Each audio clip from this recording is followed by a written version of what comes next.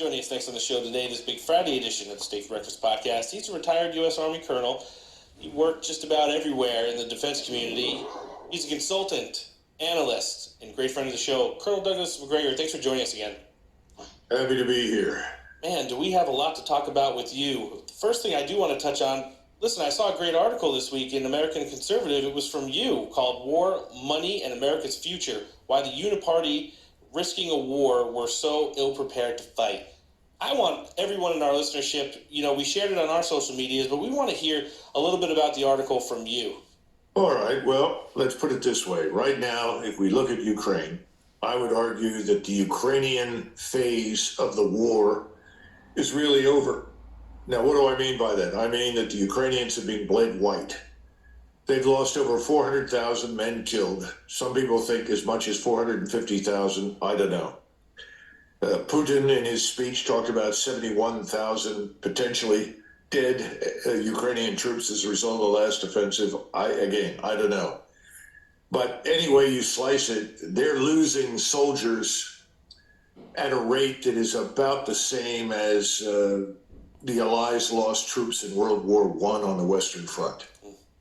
So remember, we fought for 110 days in the First World War, and we had 318,000 casualties. Of that number, 110,000 Americans died.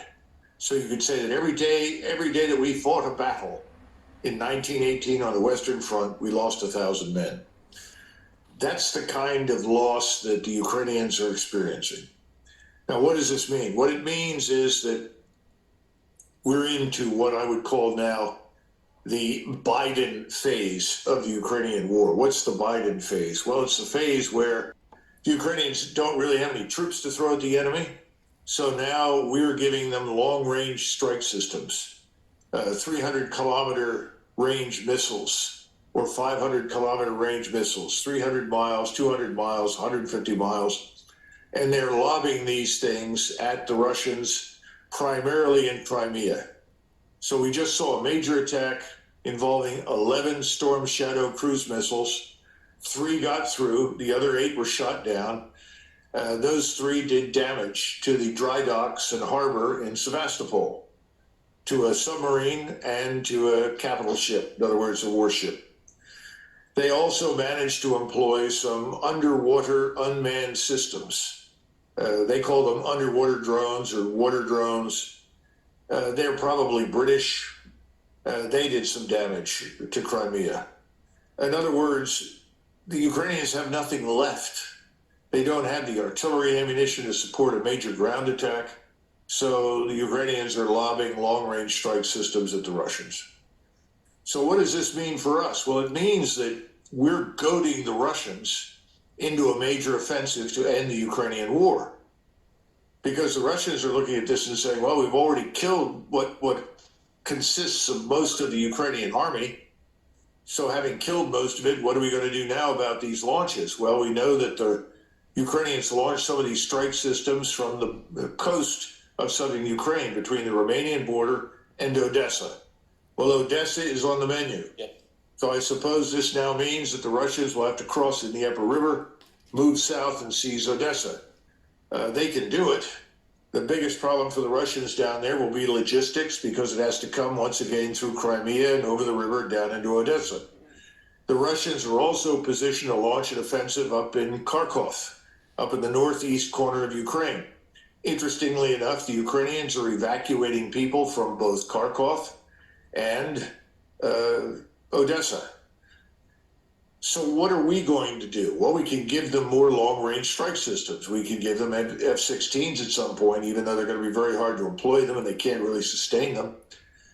But what are we going to do? And this is the key question, because we've reached the point now where we either have to say, that's it, we can't do anything else because to do much else risks direct war with Russia, or we get more deeply involved. We actually talk about the use of our own ground forces. Now, I don't know which way this is going to go, but I can tell you that if we're going to risk a direct confrontation with Russia, we're not prepared. We don't have the months of ammunition. We don't have the means of reinforcement. If we go to war with Russia, The Russian submarine fleet will sink everything that tries to cross the Atlantic. Can't be done. If you can't move reinforcements across the Atlantic, guess what? You're in a lot of trouble in Europe. This means that there are 32 member states who potentially now offer targets to the Russians. The Russians don't have to sit there and take damage from us from long-range strike weapons. If they find out we're launching weapons from Poland, from Romania, from Slovakia, they can attack those places, from Lithuania, Latvia, Estonia. Remember, they've got 300,000 troops sitting in reserve, and they're continuing to quietly mobilize with the goal of reaching 1.2 million, probably in January or February of next year. So we're in a terrible position if we want to wage war with the Russians. So why are we doing it? Why are we poking them? Why are we provoking them? Why are we giving the Ukrainians weapons with which they can attack targets inside Russia? Because that's an invitation to a broader war. Yeah, it certainly is. How alarming is it to you to see Vladimir Zelensky going to be on a plane in a couple days and up on Capitol Hill asking Congress for more money and weapons and having a state dinner with Joe Biden next week? Well, I'd rather he eat with Biden than me. I have no desire to do that. And I could imagine that must be a very confusing meal. You know, pass the salt, and God knows what Biden is going to hand him. So I don't want to go to that. But Zelensky is coming for a $21 billion payoff. Yep. More money thrown down the rat hole when there's absolutely no chance for Zelensky to win. There never has been. And his government is really miserably unpopular inside Ukraine. Remember, they're now pulling people off the streets. They're headed into the Carpathian Mountains to find any living human beings they can. They want NATO governments to round up military-age eligible Ukrainian men and ship them back to Ukraine to die in the Russian meat grinder. And this is a catastrophe. The inhumane dimension cannot be overstated, because the wounds that these Ukrainian soldiers are receiving on the battlefield are wounds from which most of them will never recover. Yeah. We don't know how many amputees there are, but there are tens of thousands of them. I've heard some people say 70,000. I've heard others say 60,000. I mean, the whole thing is insane. There's no chance for a victory here. So what else is he going to be told while he's there? Well, I'm being told that Blinken and Nuland are saying, well, we have to have a freeze. We have to freeze the battlefronts. That's the only way forward. Well, the Russians aren't going to freeze anything. The Russians have a set of demands. We have been unwilling to consider any of them. At the beginning of this whole thing, these were requests. Now they're demands that have to be met. Ukraine cannot join NATO. End of discussion. So that means Ukraine can be neutral. Now, I don't know what other conditions may be attached to it, but we can certainly live with neutrality. We don't need Ukraine in NATO. In fact, Ukraine as a neutral state is a wonderful idea. It puts almost 500 miles between us and the Russians. Yeah. Why is that a bad thing? It's not a bad thing. But see, the larger problem is that the goals that we originally stated, when I say we, I'm talking about people like Blinken and Austin and Nuland and Biden and Sullivan and others, was to harm Russia, harm its economy, weaken the state, potentially overthrow or remove Putin. It's all nonsense. The opposite has happened. Russia is stronger now than it's been since the 1980s. Its military establishment is probably the best of its kind, I would say certainly in Europe and maybe in the world, given the enormous armaments that they've managed to turn out, brand new equipment, the tactics they've used, the organizational construct they've built. What are we trying to accomplish? We're not going to get it. We're not going to get a freeze. The Russians are going to say, freeze yourself, stick your head in the freezer. It's not going to happen in Ukraine. So where are we headed? Well, I'm afraid we're headed to more escalation until finally the Russians are standing on the Polish border. And my fear has always been that we would become desperate because we can't do anything other than throw boulders at them over the wall. You know, this is sort of like siege warfare. If you can't take them on, what do? You start hurling crap over the wall. That's what we're doing. It's not going to win. It's not going to change anything. It's not going to improve our strategic position. So I'm worried about desperation in the West. Now, of course, you know, it may be, given Europe's really fragile economic condition right now, that Europe collapses financially and economically before anything gets much further. I mean, we're in trouble too. Yeah. I mean, all you have to do is turn on the business channels and people say, oh, Treasury yields are up. Prices for bonds are down. Nobody wants our bonds. Oh, by the way, trillions in U.S. Treasuries are being dumped by China, Saudi Arabia, the Emirates. This is not a good thing for us. We're in trouble. So you would think someone with any sense of balance or rationality would say, gee, we probably ought to find a way out of this. Let's get some sort of deal on the table and put an end to this thing. But it's not happening. It certainly isn't. Listen, I do want to talk about a state dinner that was a little bit more important than the one between Joe Biden and Vladimir Zelensky that's going to happen this week, and that's the one between Vladimir Putin and Kim Jong-un.